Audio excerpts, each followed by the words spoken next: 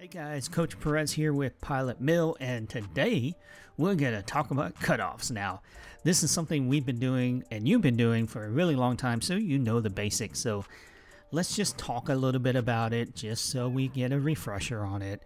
Now, anything hit in the right field, you know the second baseman is going to be your cut, and anything hit in the left field, the shortstop is going to be the cut, and anything hit right down the middle, you two guys are going to have to communicate with one another about who's going to be the cut and who's going to be on the bag. You know this already, right? Pretty basic stuff.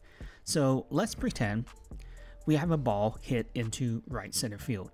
The center fielder is going to go get the ball, and the right fielder is going to be support.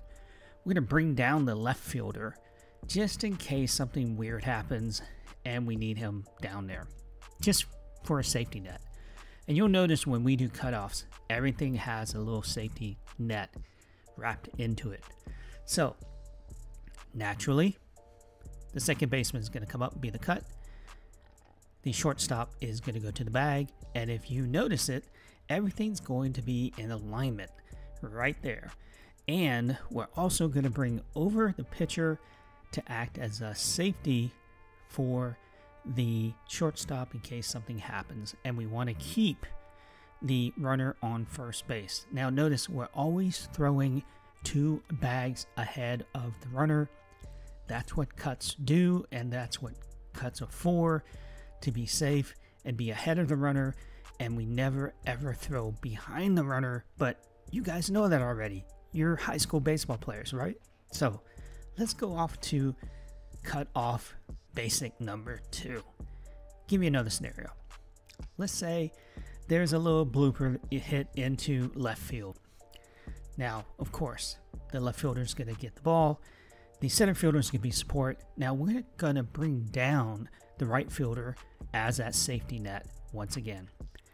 The shortstop is going to be the cut, and the second baseman is going to be on the bag.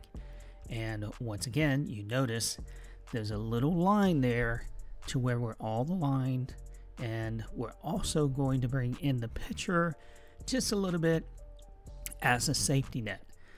And if you notice, there's two safety nets going in this direction because we don't want the ball getting behind the runner for any reason.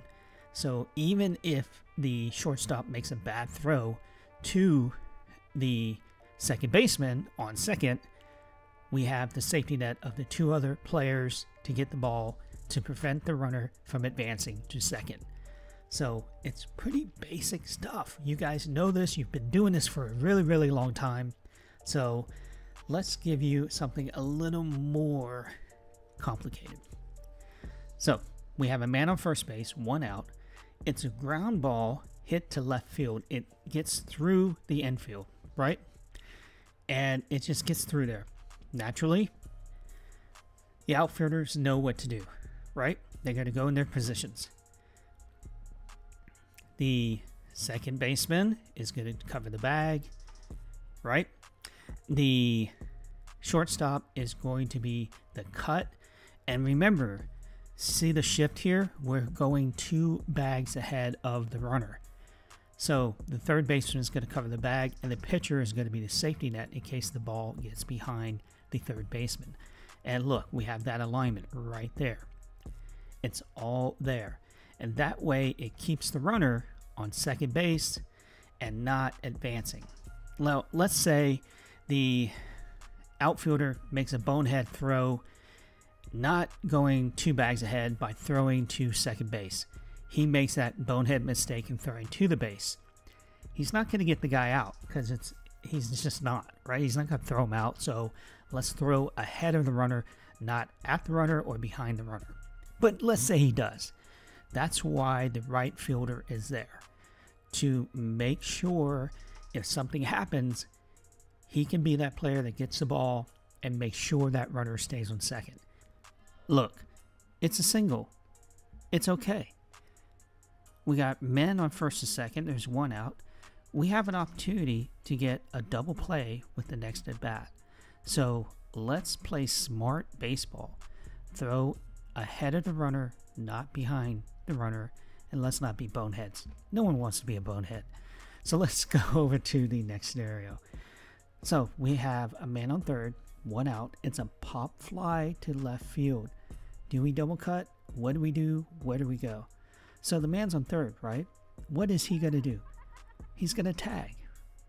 And we know what our outfielder's going to do. The left fielder's going to catch the fly. The center fielder's going to be support. Right fielder's going to come down. So the shortstop's going to make a shift, and the pitcher is going to shift down. And to be in alignment, you see it right there. There's that line. We're going to get the ball in as fast as we can. Now, sometimes, rare when I say go all the way. Look, let's be honest, guys. Be honest. You guys are not going to throw it from the outfield to the catcher on one hop, deep left field. So I want you to hit a cut, one of them. Either your shortstop or your pitcher, and you have to get it to him quick. So get the ball in fast so we have the opportunity to make the play at home. Now, there's one more thing I forgot. We're going to bring down the first baseman behind the catcher, because let's say that runner stops. It gets caught in a rundown. We need these men to track him down and get him out. And it's also just smart baseball to have him back there. So we're going to bring the first baseman down to be support to home plate just in case we have a rundown situation. Right? Pretty simple stuff. But you guys are high school baseball players. You know this already, right? Coach, I don't need to know this. Yeah, you do. Anyway, let's go to the next situation. We have a man on first, one out. We have a hit over the head of the right fielder. We're going to have to double cut, because as soon as that ball's hit, that first baseman knows there's no way he's going to get to that ball and catch it for out. So he is burning around the base paths. So the outfielders know what to do, right? The left fielder is going to come down and be support. Center fielder is going to back up the right fielder, and the second baseman is going to be the primary cut, and the first baseman is going to be the secondary cut. Of course, the shortstop is going to be on the bag, and our pitcher is going to come down in this area to be that safety net, because we always want safety nets. And what you'll notice is there's an alignment here happening, right? You see that alignment from the outfield to the catcher. So that runner is going. And typically when the ball's hit over someone's head, this is where runners are once we get to it and throw the ball in. This is where typical runners are located. So we're going to get that ball thrown in to the first cut, right? And once we hit this first cut, this is where the runners typically are. Yeah, we got the guy that hit the stand-up double on second, going to make that turn and look and see what we do with the ball. And the runner that was on first, now he's booking home. So this is where it's really, really important that the catcher becomes extremely vocal and lets everyone know what to do. Because when that ball is being thrown in from the first cut to the second, the catcher needs to tell the first baseman where the ball needs to go. Either cut 3 or cut 4. So as the ball is en route to the first baseman, the catcher is yelling cut 3 or cut 4. And normally, this is where the runners are when we're in this position. We either have to make a decision to go home or go to third base. A lot of times, we're not going to get the guy at home. So we're going to go over to third base. And that's why the left fielder is crucial to be that safety net, just in case it gets by him, to keep that runner at second. And we only allow one runner to score and not allowing the stand-up double to become a triple. That's what we need to do.